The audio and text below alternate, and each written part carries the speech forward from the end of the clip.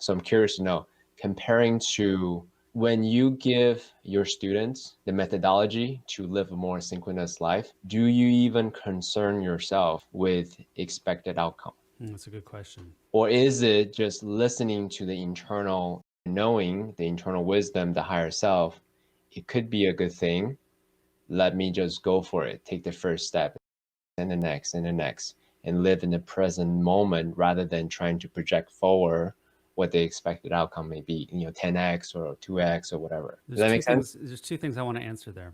Yeah. One is about the 10x investment. I'll come back to that. The Mm-hmm. other is about it's not a simple process of I should just quit my job and go for this thing because it'll Mm-hmm. work out. It's this very narrow passageway of committing to a new path and following what you need to do in order to get there. And so I've made the mistake of being overly risky and having plans fall apart because I didn't plan well enough and I didn't take the opportunities that arrived. It's just, I think we have to refine who we are inside so we can really make use of the opportunities that come. And it comes back to over and over again in my life, whether I'm responding to fear or really acting from a place of courage and excitement. So if I'm responding to fear by not leaving a situation that doesn't work for me, I'm going to make it hard to experience synchronicities which move my life forward because I'm acting out of this fear of, sticking with what's safe. On the other hand, if I just radically jump and change my life all of a sudden, I might also be reacting to a fear like, oh, midlife crisis, my life is not going where I want it to go. I just have to drop everything. And then I'm still bypassing the necessary steps to grow. I don't have an easy answer.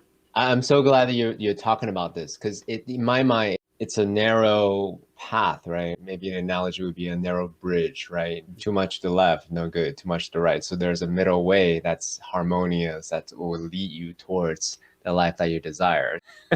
Yeah. And flow, like I said earlier in Csikszentmihalyi's words, is about jumping out of that spectrum of control and surrender. It's not like you need to just surrender to life and go with the flow. Not at all. It's about recognizing that when you're having that debate with yourself, should I take charge here? Should I let go? Should I leave? Should I stay? It's about trying to maintain control for the purpose of probably dealing with anxiety. There's something you're worried about that you're trying to fix. And so that's where it comes back to, okay, how do I address this anxiety or this worry in a new way? How do I jump out of this experience of trying to control it and transcend that and be in relationship? So that might mean staying in my job for a while but eventually seeing a way to transition, or it might mean staying in this relationship and taking some really difficult steps of conversations I've never had before. And these are the really difficult aspects. And I think that if we really follow flow, it's going to challenge us in all the difficult ways. It knows what's hard for us and it's going to lead us there.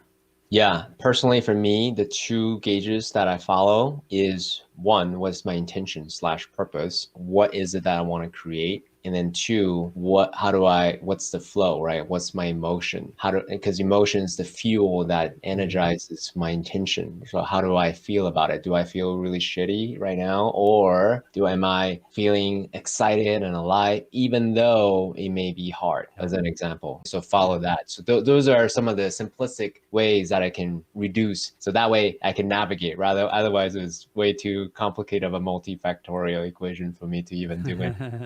Yeah, I do find that what you said really resonates for me. Excitement is a key reframing of fear. We're given this life to live and we get caught up in all the things we might do wrong, that might go wrong, we're worried about. But to really honor the fact that we're alive and appreciate on a given day, a lot can be going wrong for me. And yet I live in a prosperous country where I have freedom to go out and do things, and I can run a business and I can do all sorts of things. I have privileges in this culture. I'm a white man. I can do a lot of things that I take for granted. And on any given day, just those very facts can lift me up and make me go, okay, what's next? I'm excited to take on whatever's next. I might have screwed this thing up in my personal life, but I've got a lot going for me. I'm going to take that and see what can I do next? How can I contribute to the next step of my life in a positive way?